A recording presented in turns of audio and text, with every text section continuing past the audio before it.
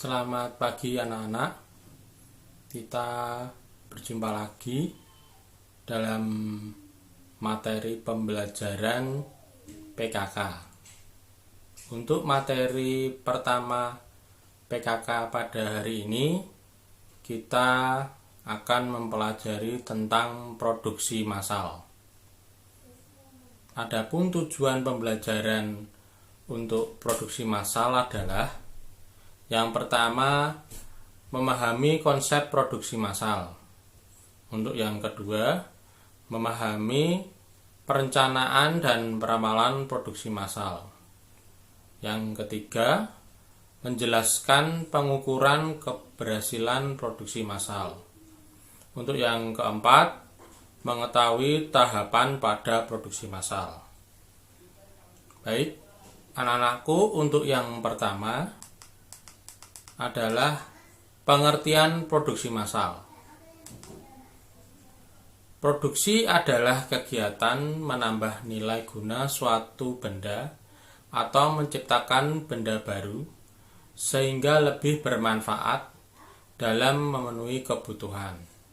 Sedangkan massal berarti mengikut sertakan atau melibatkan banyak orang.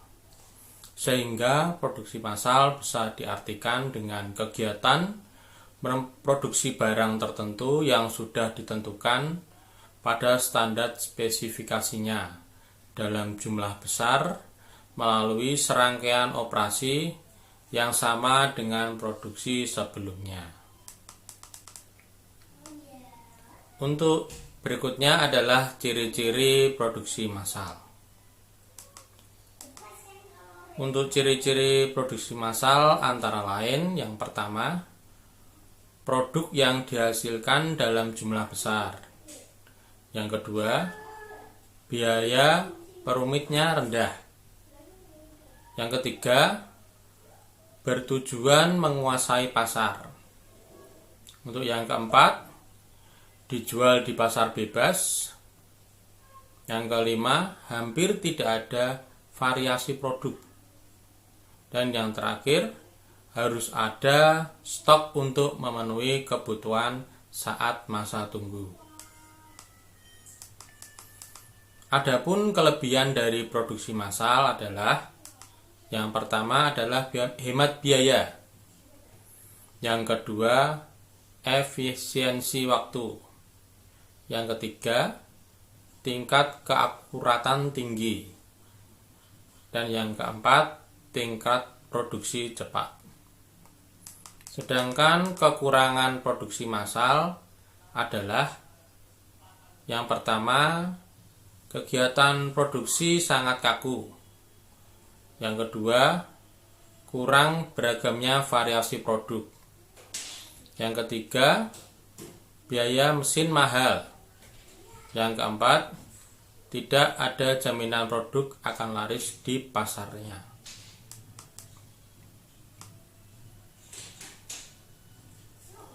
Sekarang kita masuk ke perencanaan produksi massal. Perencanaan produksi bisa diartikan sebagai proses untuk memproduksi barang pada suatu periode sesuai yang telah dijadwalkan melalui pengelolaan sumber daya seperti tenaga kerja, bahan baku, dan peralatan. Perencanaan produksi berguna untuk mengarahkan seluruh aktivitas rutin tenaga kerja. Untuk ruang lingkup perencanaan produksi, biasanya meliputi kegiatan-kegiatan. Yang pertama, mempersiapkan rencana produksi. Yang kedua, membuat jadwal penyelesaian produk. Yang ketiga, merencanakan produksi dan pengadaan bahan dari luar. Yang keempat, menjadwalkan proses operasi tiap unit. Yang kelima, menyampaikan jadwal pada pemesanan. Adapun tujuan dan fungsi perencanaan produksi massal adalah, yang pertama, tujuannya meminimalkan biaya serta memaksimalkan keuntungan.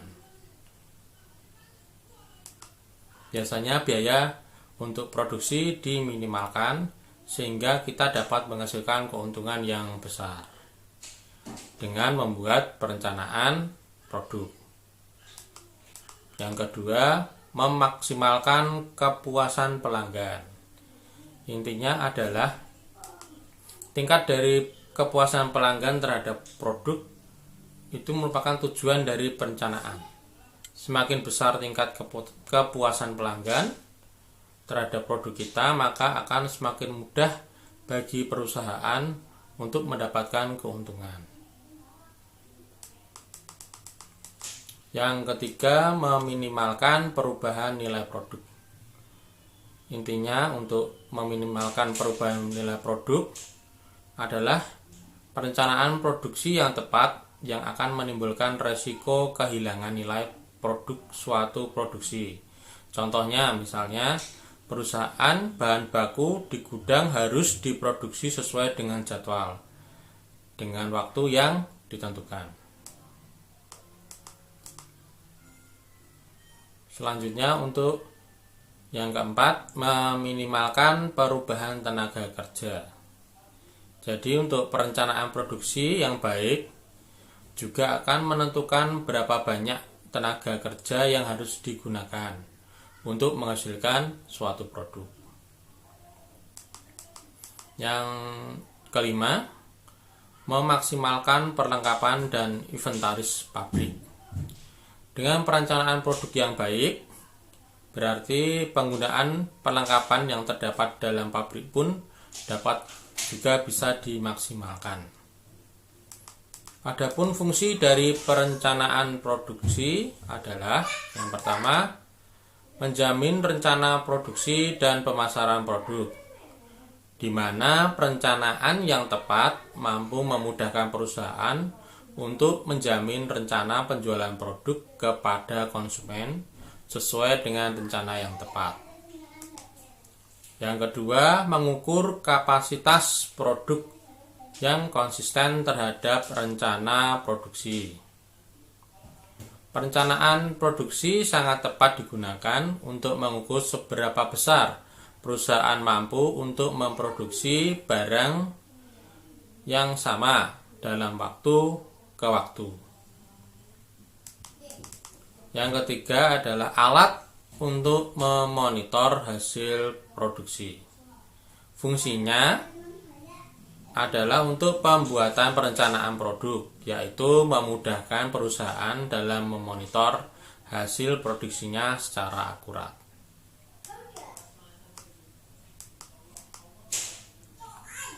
Untuk unsur perencanaan produksi, adapun yang pertama adalah tujuan produksi. Tujuan produksi harus dibuat sejelas mungkin dan mampu dipahami oleh manajemen perusahaan. Yang kedua, pengukuran dan standar produksi. Artinya, perencanaan produksi tidak hanya dilakukan atas tujuan saja, tetapi juga harus mengukur kemampuan konsumen dalam menyerap produksi tersebut. Yang ketiga adalah perencanaan merupakan fakta objektif. Perencanaan produksi harus apa adanya dan memiliki pemikiran yang cukup rasional, bukan hanya sebagai angan-angan saja. Dan yang keempat, perencanaan harus bisa diukur. Artinya, sekalipun hanya mengira-ngira, namun perkiraan tersebut adalah benar dan tentunya tidak menimbulkan kerugian pada perusahaan. Yang kelima, tahap awal pelaksanaan produksi. Perencanaan harus menjadi langkah awal bagi perusahaan dalam menghasilkan barang yang dibutuhkan oleh konsumen. Selanjutnya adalah jenis-jenis perencanaan produksi.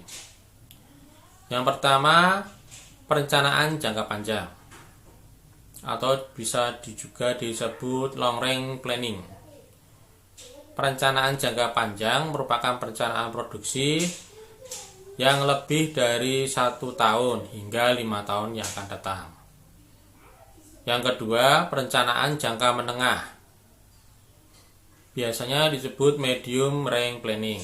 Perencanaan jangka menengah merupakan perencanaan yang dibuat untuk kegiatan produksi selama 2-3 tahun mendatang. Untuk perencanaan jangka pendek atau disebut juga short range planning adalah perencanaan jangka pendek merupakan penentuan produksi yang akan dilakukan dalam jangka 1 tahun atau kurang dari 1 tahun. Adapun faktor-faktor yang berpengaruh terhadap perencanaan produksi, yang pertama faktor internal, meliputi kapasitas mesin, produktivitas tenaga kerja, dan kemampuan pengadaan.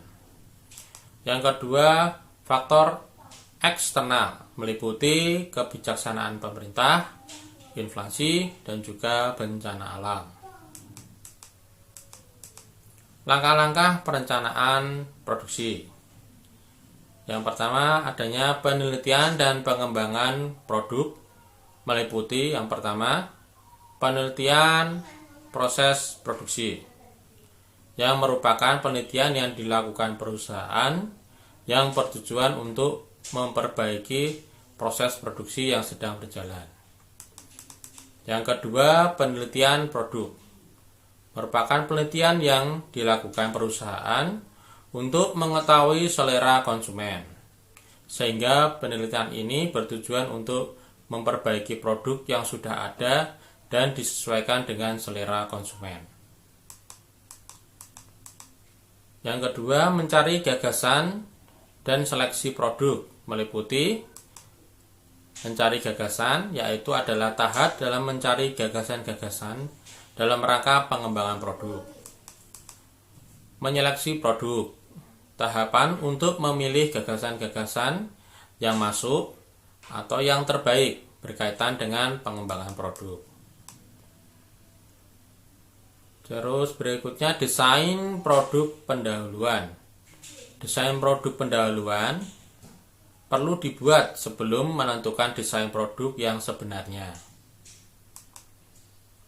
Pengujian merupakan kegiatan untuk menguji apakah produk layak dikembangkan atau tidak, baik dari segi potensi pasar ataupun konsumen.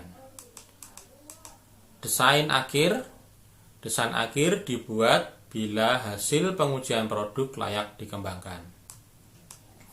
Yang ketiga, menetapkan skala produksi, meliputi penetapan waktu, penetapan kualitas, menghitung biaya, penetapan tenaga kerja, penetapan peralatan, serta bahan baku.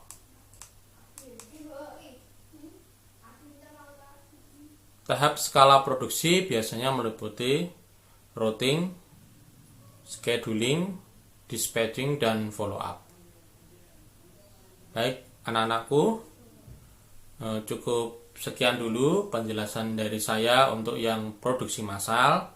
Nanti kita akan bertemu lagi pada materi yang kedua. Selamat belajar, Mataram Jaya.